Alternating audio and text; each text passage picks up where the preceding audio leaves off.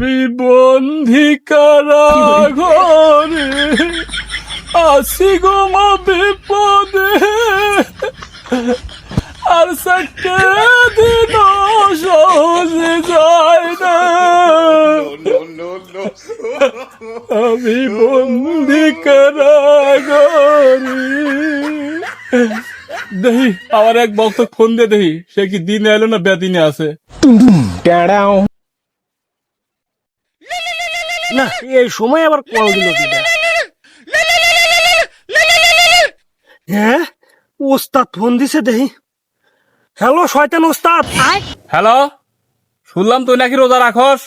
ওস্তাদ কি কমু, বাড়ির মানুষে চাপ দেয়, আবার বাইরে গেলে বন্ধু বান্ধব টিটকেরি মারে কথা কয়। নিজের একটা মান সম্মান আছে না, ওই মান সম্মানের ভয়ে রোজা রাখা লাগে।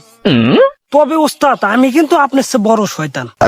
বাড়ির মানুষের সাথে আমি সেহরি ঠিকই খাই, কিন্তু খাইয়া বিকেল বেলা বা দুপুর বেলা আমি হোটেলে যা গরু মাংস দিয়ে ভাত খাই, আবার পয়লা পয়লা বিড়ি সিগারেট খাই। আর এই যে এখানে ওস্তাদ স্পিরিট খাইতেছি আমি পয়লা পয়লা পালার উঠতে। আপনি কোনো চিন্তা করা লাগবে না বস, আমি আপনার চেয়ে বড় শয়তান। ঠিক আছে ঠিক আছে, তোর মতন শয়তান থাকতে কি আমার তো দরকার আছে না হিরে। আমি যদি 1 বছরে কারাগারে থাকি তাও তো কোনো সমস্যা নাই।